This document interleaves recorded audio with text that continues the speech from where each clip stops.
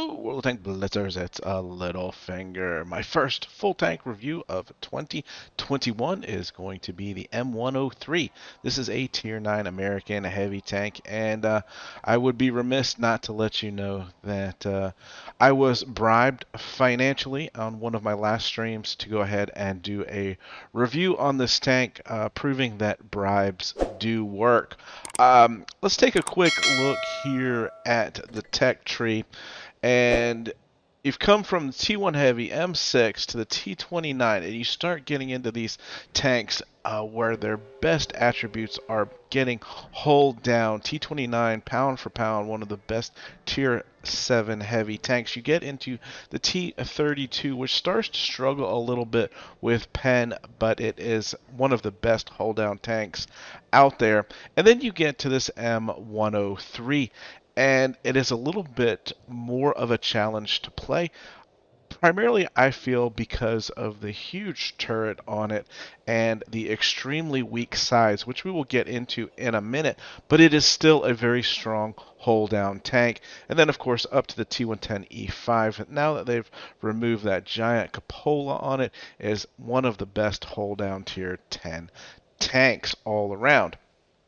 Um, so let's get into, and I just want to talk about the upgrades because, as you know now, that 5 game honeymoon period is over, which means if you buy this tank and you're running it with stock equipment, then you could be facing Tier 9 tanks, or I'm sorry, Tier 10 tanks in any of your first 5 battles, and I just think that is completely unfair. So hopefully by now you have saved up your free EXP, and you can jump straight to at least the Tier 9 gun, which is going to make you competitive. But I mean, look at this, you've got 100 less pen almost on your APCR, your premium round. Moving up to the Tier 9 gun, you're losing some damage per minute. You're losing a little bit here on your regular AP round, but at least you have the heat at 340 to be competitive. You really don't need, there's not a whole lot of difference in the turrets you can see here. It's going to give you some additional hit points and a little bit additional view range, getting you up to the top gun. And one of the things I'll talk about, the tank only has 60 pen for HE, so not a tank that you're going to want to use HE on frequently. Moving on to consumables, we've got the reactive armor as an option. I find that whenever I put this on a tank, I just either forget to use it or I use it at the wrong spots. It's much easier for me on a tank like this, and I feel like the improved engine power boost to me is more important than the adrenaline, because this allows me to get into, if I need to, proper positioning, or it allows me to kind of reverse or get out of a trouble position a little bit faster. We're also running the multi-purpose pack and the repair kit. Moving under provisions, I'm running the case of cola, the improved fuel, and interestingly enough, I've decided to run with enhanced sandbag armor, which is going to give us 123 additional hit points. As far as ammunition, 19, 8, and 6 seems to work pretty well. Make sure you're buying that with credits.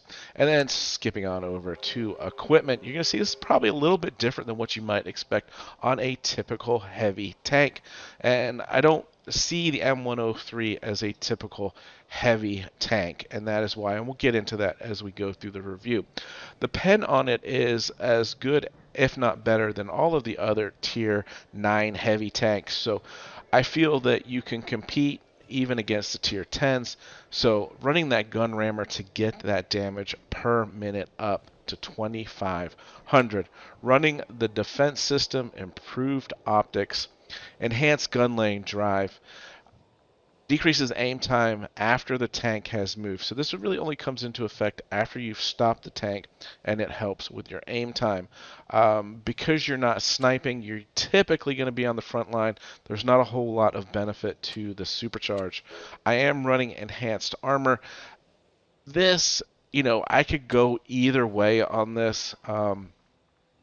If you can play this primarily hull down, then run it with enhanced armor. If you find that yourself out in the open a lot more frequently, I would choose your additional hit points, just because that lower part of the hull is so easily penned on this tank.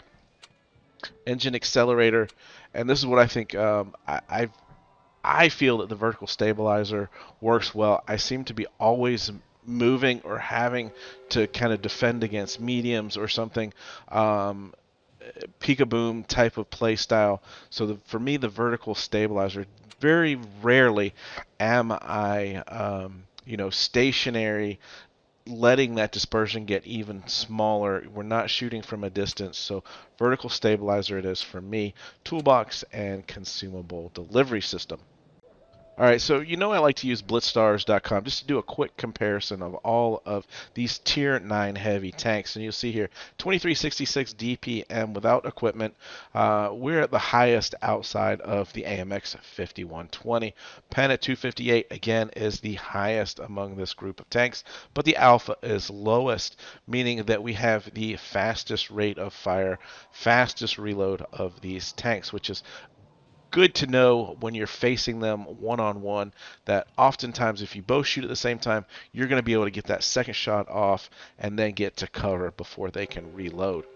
Shell velocity is nice. Weapon handling here, you'll see some really nice numbers. Aim time 2.08. Dispersion's decent at 0.335, but as good compared to the rest of this group. You've got 8 degrees of gun depression, which is a typical American tank thing.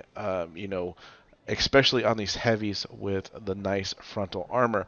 Speed at 34 kilometers per hour is fairly slow compared to these other tanks, but I find the tank can get you into trouble because it does move really well, I feel like, in battle, for the type of tank that it is. Um, the turret armor at 127 is kind of deceiving because of the shape of this turret, and we'll get into the armor inspector here in a second.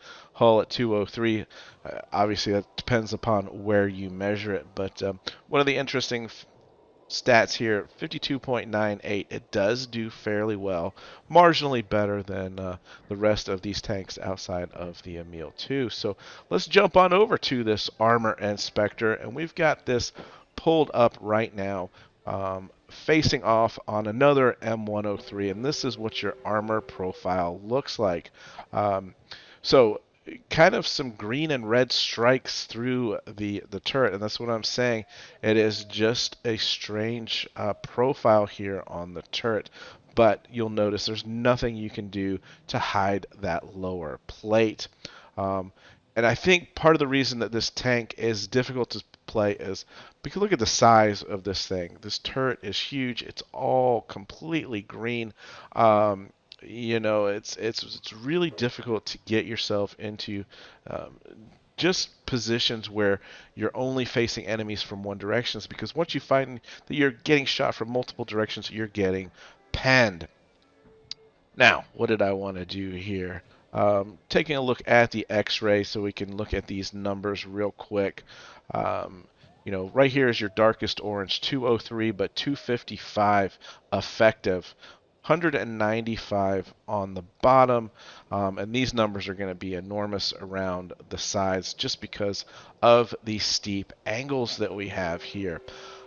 However, as we talk about the sides again, this number down here is dreadfully low. 60 millimeters of effective armor on the hull. Also note back here, 53. So what does that mean? Let's go back to the pen mode, and I'll scroll on down here. We'll change this from from AP to HE.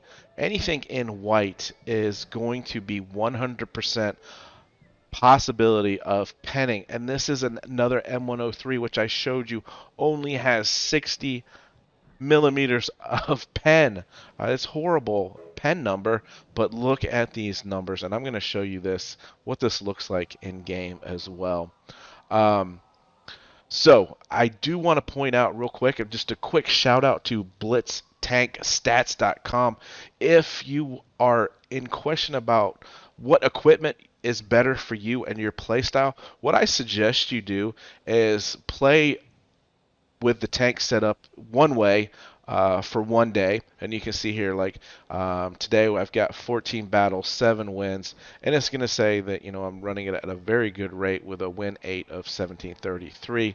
But yesterday I only played 4 games. I mean, it's a smaller sample size, but we had a win of 25-38, which if you played a decent number of battles, 15, 20 battles, it might give you a good indication of if the setup is better one way or the other. And of course, this is blitztankstats.com. You log in the upper right hand corner and then come on over to history, and it's separated by day. Alright, so I want to do some testing. I pulled out a tier 7 Blaze, put the skin here of the ammo racks in yellow on top of the side of the M103, and let's take some shots. This is a tier 7 TD with 70 mil of pen on HE shooting into the side of this M103. And as you can see here, on our second shot, we have damaged the ammo rack. Third shot is still damaged, and the fourth shot here is going to detonate that ammo rack.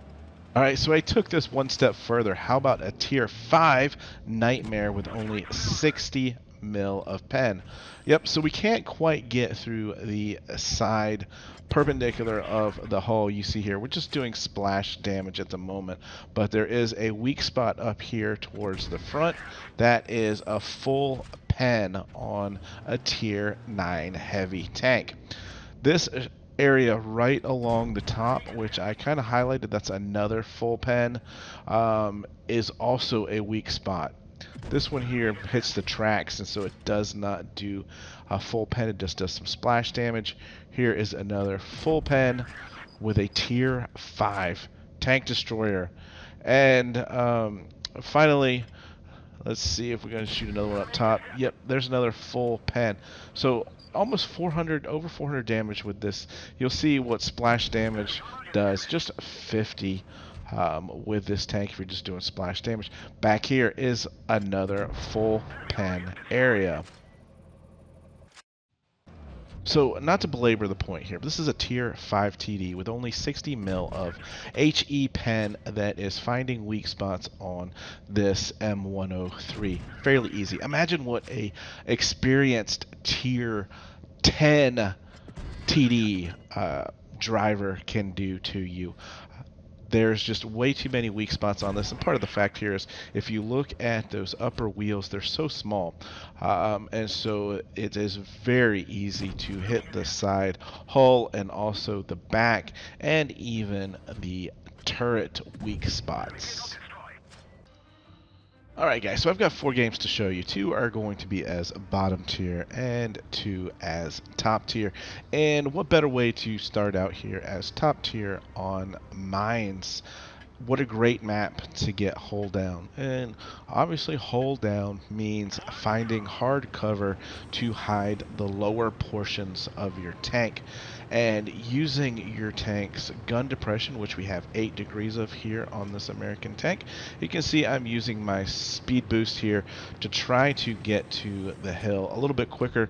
Our mediums have decided that they're going to play at the back of the map. Which is not atypical of a normal Blitz game anymore. Doing what your tank's supposed to do, just, I don't know, I guess it comes difficulty for some people. But you're going to see here that we are going to struggle a little bit with getting penned. So it's a good way to start out the game or this review, and knowing that just because you've got a great hull down tank doesn't mean you're not going to get penned. So I'm turning just ever so slightly there, and we get hit by the Emil. We'll pull back up and trade shots again with him. And here comes the M103, and we're going to start seeing some of the bounces. Now, figure the Emil's on a reload, so I pull up and pay the price for spotting the Waffentrager back in the back there. So, really setting us up in a difficult situation, because now we only have 700 hit points to deal with for the rest of this game. And if you've listened to any of my reviews, you know that I preach conserving hit points for the end of the game and not trading them like I did there at the beginning. Even though this enemy team, and finally one of our medium decides to nub up and come to the top of the hill here. Even though this enemy team had an AFK, based upon our player sitting at the back of the map and not helping too much, I felt like this was a solid fight, which you don't often see when the opposing team has an AFK player. So just being as cautious as possible here. Missed the fire button and hit the rock instead of the M103. And like I said, this T-34-2 has no concept of how to play his tank or where his armor is. Just driving around, pointing and shooting. And that's all fine and dandy. And finally, Tortoise makes the trek up the hill. Must have been going extremely slow. Now I've pulled up further to the left here on the hill, as it oftentimes can be a little bit better from getting sniped by that Waffentrager. And there's also a T-69 sitting back there, talking about another tank out of position. So Tortoise is pushing hard, has got the Emil trapped, but I can't get a shot on him. Luckily, he peeks out enough, and I'm loaded and ready to finish him off. T-69 is finally making the trip into cap, and what you're going to see there is, you know, this for a heavy tank, the accuracy on this gun is quite good, and we'll show you that, highlight that a little bit more in my second game, where we really focus in on shooting some hatches in another hold down position.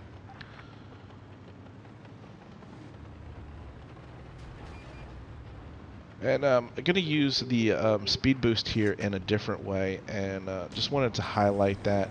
We're going to use it to get up into and onto the Waffentrager here, HE preloaded. We still have 6-7 seconds left when we shoot him, and that allows us to use, look at this speed, to back up to safety. Although it wasn't necessary, you know, we could have potentially reloaded by the time he tried to track us down. So those are the ways that I like to use that power boost, engine boost, whatever you want to call it. But 38, 14 in damage. That's 10 shots. We took 6. 2 of them did not pen. All right, second battle here, top tier, Normandy, and you know, as it goes with this tank, you want to find spots that you can try to get hull down and use that 8 degrees of gun depression. Use that nice frontal turret armor to your advantage. So what does that mean for me? Several locations here on Normandy. I prefer to push on up into D, giving us quick access to C if we need it. Got some support, and we can use the hills straight in front of us to our right, kind of in between where the normal encounter cap would be. So we'll sit here and capture D, and then see if we can find somebody to shoot. Leo on the move, and there we go. Great accuracy with this gun.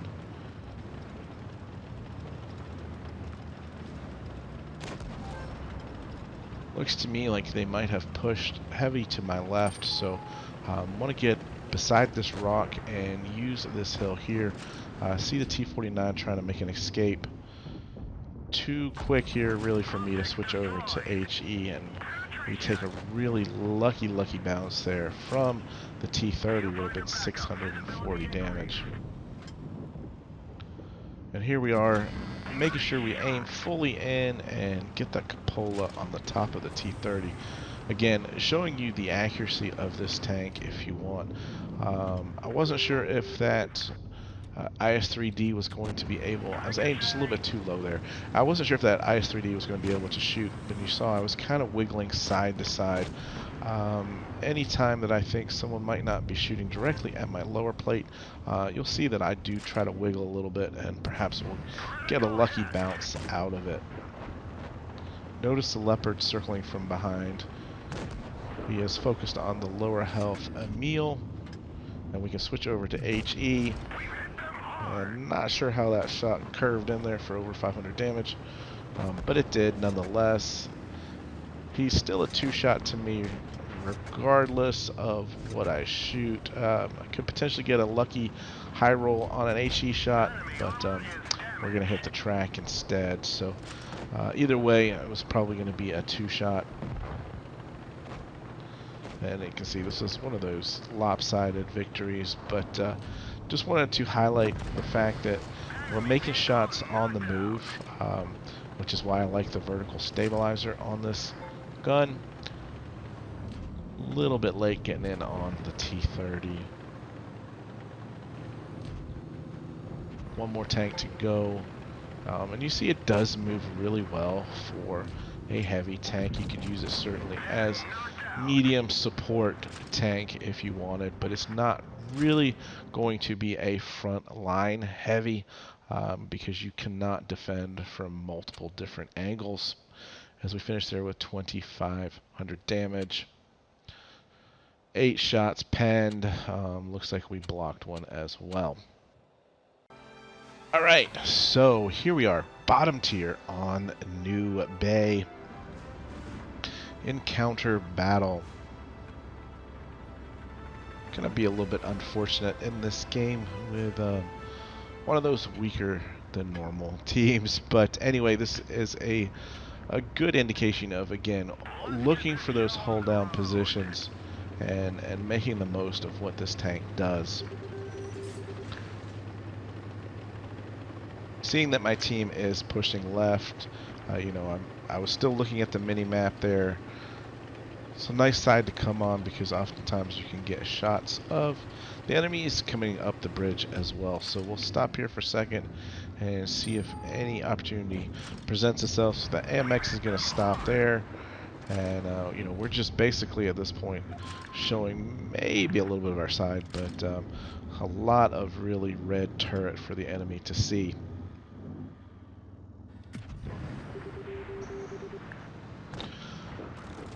So we'll push on up and see what happens when we get to the top here. And obviously we can be nicely hold down.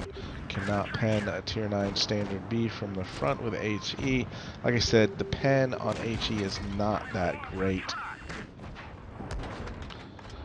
Alright, so the guys on the left have given up and backed off the hill. And so, you know, I'm going to have to back off the hill as well now because of it. And, you know, we're up over 1,100 blocked already. And this is my biggest mistake. You can always pinpoint a mistake or two if you go back and watch your own games. But just pulling this far forward, not having a target, taking a bad shot, and getting shot by the Sheridan there to my left. Just pulling too far forward. So that was a very costly mistake on my part. Not sure it would have impacted the outcome of this game, as I'm not sure what happened there to our Emil. Again, noticing the quite accurate gun clipping the top of the AMX. Alright, so not looking good here. I am the furthest forward. And we've got that standard B coming up to my right now. Again, another nice shot hitting the cupola. but that standard B got 2 out of 3 on his clip into me, and now I'm a one-shot. So, you know, team just fell apart here at the end. I think our Batchat must have been AFK because it doesn't look like he moved at all. And our TD in the back there did actually have a decent game. But, you know, you can't win them all.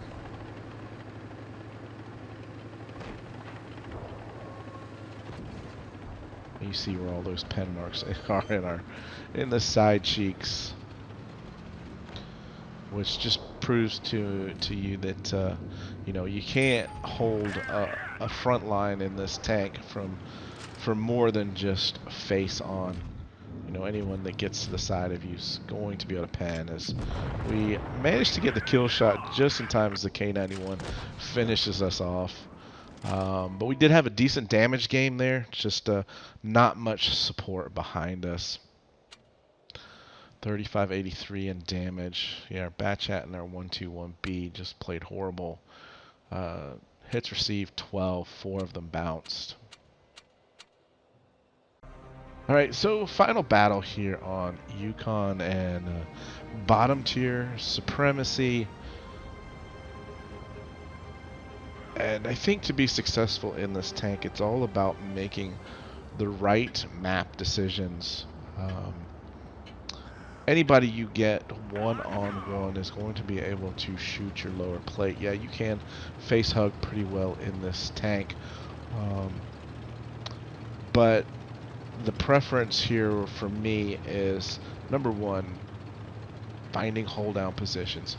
Number two, finding those hold down positions in areas of the map where you're not going to have targets shooting at you from multiple directions. So you'll see here what I do on the Yukon map, which is a very susceptible map for different shooting lanes and targets coming at you at multiple directions. Oftentimes I pull on down there with the Moushin, and you can find yourself in a lot of trouble. So take a little bit extra time to do a little extra driving is probably going to keep me out of potential crossfire. Very lucky snapshot there. And we'll continue pushing around to the side, knowing that basically anyone's either going to be in front or to my left. I'm not going to have to worry about anyone from my right.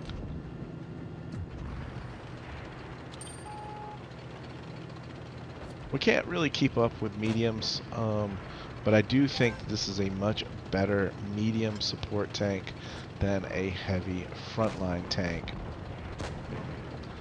Seeing that the Foch is in trouble here, we'll go ahead and finish off that kill there and continue around the side. Enemy team has done a great job here of taking the caps back. Even though they are down one tank, this is going to be a very close, fun battle. And here we go with the T110E5, the big brother to the M103. And what you'll notice on this tank is that lower plate is so much smaller than the M103. It's a very small strip there on the bottom that is pennable. So that's what happens when you get caught out in the open in an M103 or a T110E5, something like that. Now I suspect the Progetto here to finish off the T110, so which is why I'm focusing on the object, trying to track him in place, but it turns out to be a kill shot. And we are down in cap points. We have a one tank advantage, but they have a full health Moushin, and E100 is pretty high on health as well.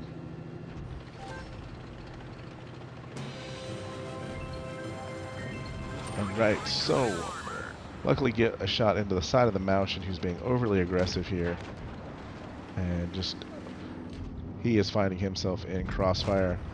Second too late on that kill shot, so now it is just a Sheridan and the E100 as I take one from that Sheridan. And now I'm in a face hug with the E100. Can get that shot if you're lucky through that turret ring. And we're a little bit lower than him, so we're going to just side hug him. Makes it extremely difficult to find a location to pen us. So nice defensive positioning here. And there it is. A big old shot into our turret, which we bounced. Unfortunately, he turned there as I was shooting. Obviously, I was trying to get that into the back of the tank. And I honestly did not realize that the Sheridan had been taken out. And I thought, you know, we were at still down, or we still had one tank to go. But that was the focus on the E100 that did that. So level 1, 3400 again, and a very nice game with the Progetto helping out. But if I had to say, that is kind of how I prefer to play this tank. Keeping with the mediums, keep on the outside, make sure you have that hard cover, hold down positioning, and I think you should be able to do well in this tank. Hope you enjoyed the review, got some tips out of it. If you want to see some other ones, again, I'm open to bribes. And with that, guys, have fun out there. Stay safe, get educated, not fingered. Littlefinger out.